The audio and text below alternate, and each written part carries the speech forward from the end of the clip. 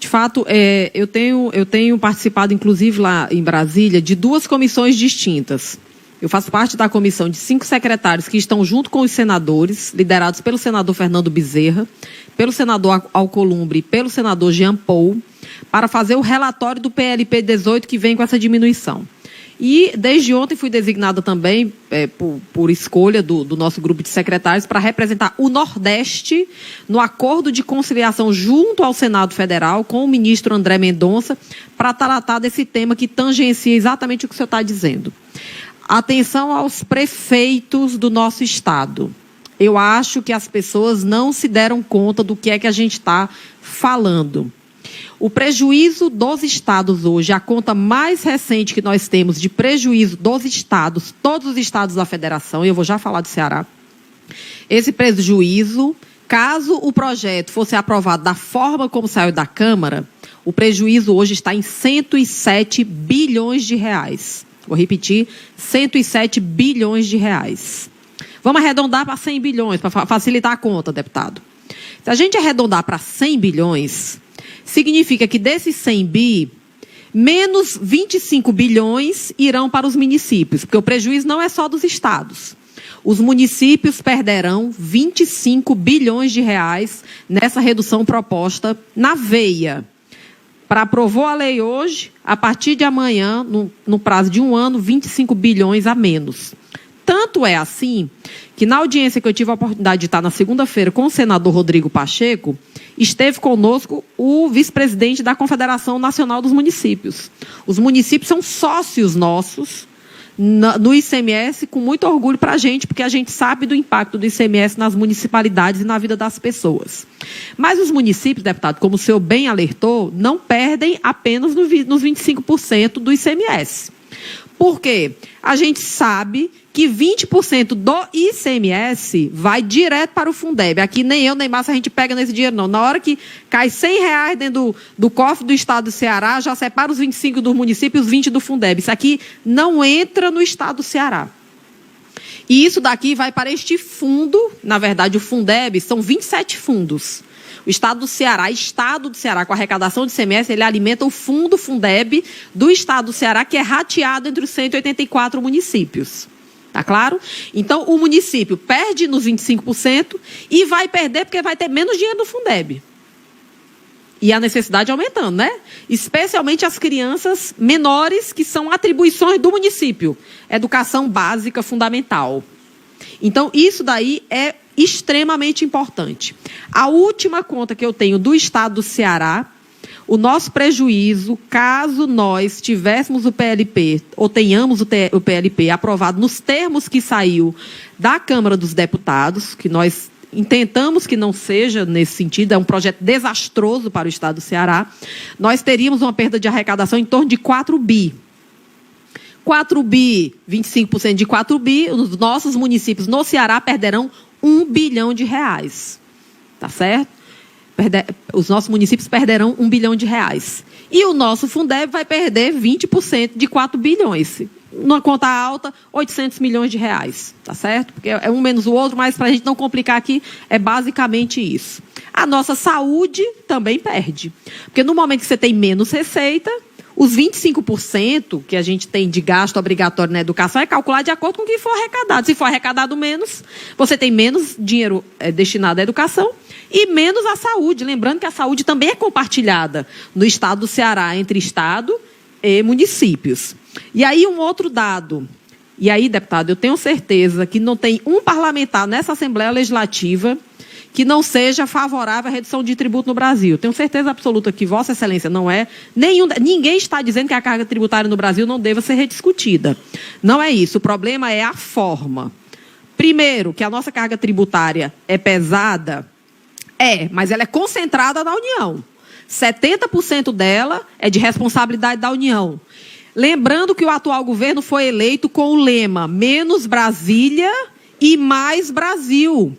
Quantas vezes o ministro Paulo Guedes esteve aqui em Fortaleza? Eu fiz essa pergunta para ele. Ministro, já que o lema é menos Brasília e mais Brasil, quanto é que o senhor pretende diminuir da arrecadação da União para que os estados e municípios consigam impactar a ponta? Ele me respondeu à época, que pergunta indiscreta.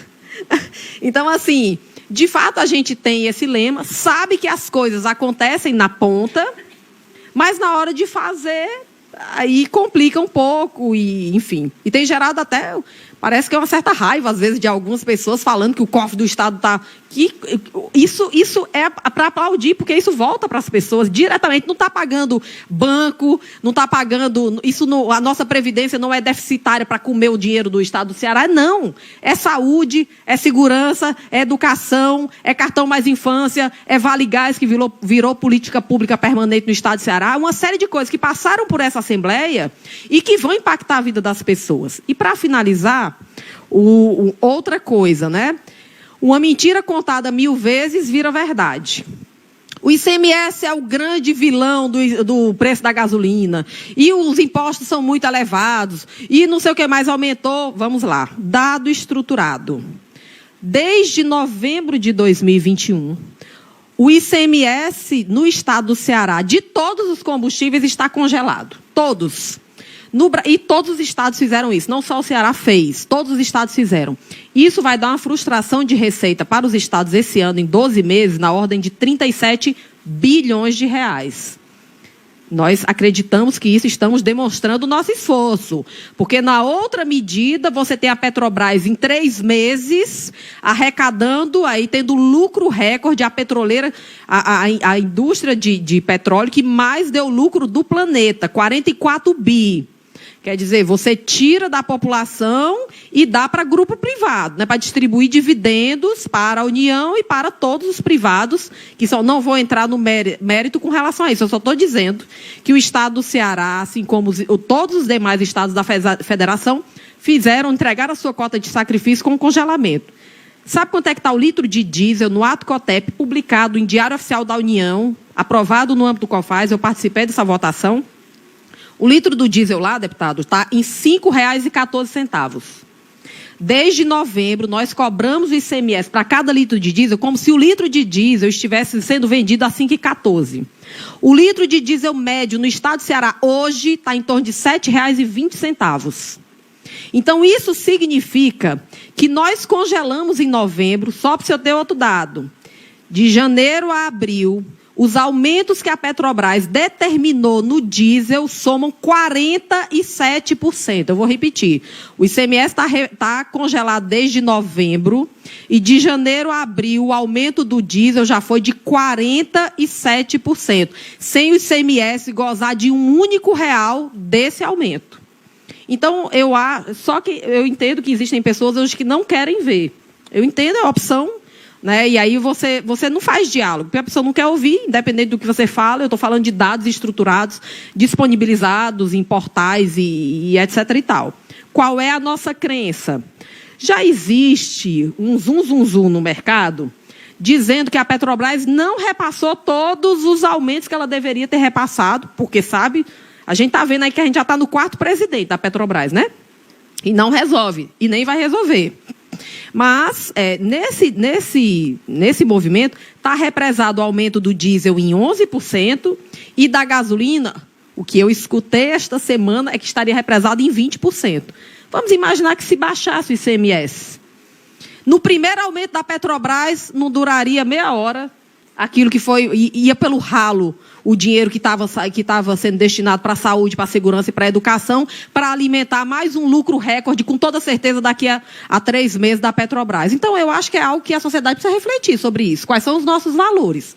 A gente quer desprestigiar a educação, a saúde e a segurança em prol do privado. Eu acho que é uma escolha que a sociedade faz, mas eu acho que não estamos todos conscientes nesse processo. Esse debate é um debate que eu tenho alertado há muito tempo. Não estou só, né? E eu acho que é um debate fundamentado.